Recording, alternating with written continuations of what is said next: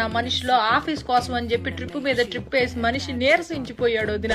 అందుకే ఈ దేశంలోనే అదేదో ఊరమ్మా గోవా వెళ్తున్నాడు ఈ మధ్యన. ఆ ఊరు కంటే ఈ ఊరు ప్రయాణం సులువుట, చిటుక్కుమంటూ వెళ్తాడు వదిన. లగేజీ కూడా పెద్దగా ఏం ఉండదు వదిన, 2 నిక్కర్లు పట్టుకెళ్తాడు. నిక్కర్లు ఏందయ్యా అంటే ఫారినర్లతో మీటింగ్ రాజ్యం, మామూలు విషయం కాదు, ఫ్యాషన్ గా ఉండాలంటాడు.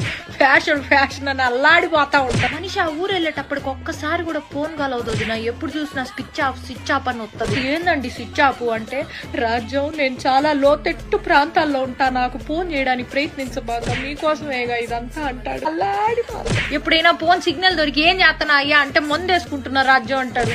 మందు కాదయ్యా మందులు వేసుకుంటున్నా అనాలి. పని ధ్యాసలో పడితే ఈ మనిషి ఏం మాట్లాడతాడో తెలియదు, అల్లాడిపోతా ఉంటాడు. నువ్వు నా మొదటి పెళ్ళానివి, నా 2వ పెళ్ళంతో నేనున్నాను ఇప్పుడు గోవాలో అన్నాడు. బీపీ డౌన్ అయిపోయింది వదిన నాకు.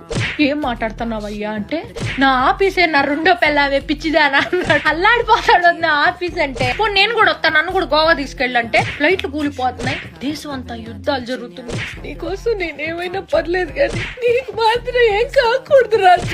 అల్లాడిపోతాడు అది నా ఈ పెళ్ళావాడు. ఒకరోజు తెలియకుండా వీడియో కాల్ నొక్కేసే పోదిన. ఆయన కూడా చూసుకోకుండా ఫోన్ ఎత్తేసాడు.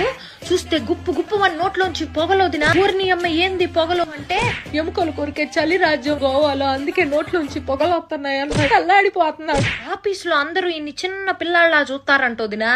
నేనన్నా అందుకే కదా నీకు ఆఫీస్ లో లేడీస్ అందరూ బేబీ అని మెసేజీలు పెడుతున్నారు అంటే, రాజ్యం నీ బుర్రలో మామూలు గుజ్జు లేదు రాజ్యం, నువ్వు చదువుకుని ఉంటే కలెక్టర్ అయ్యేదాన్ని. మరి పిల్లం కోసం ఇంత అల్లాడిపోతారా ఎవరైనా?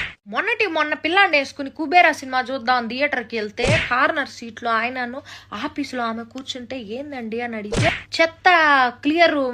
చెత్త మేనేజ్మెంట్ ఎట్టా చేయాలని చెప్పి ఆఫీస్ లో కొత్త ప్రాజెక్ట్ అట, దానికోసం సినిమాల్ని కూడా స్టడీ చేస్తాడు ఆఫీస్ లో వర్క్ కోసం. 2 నిమిషాలు నాకే చేతులెత్తి మొక్క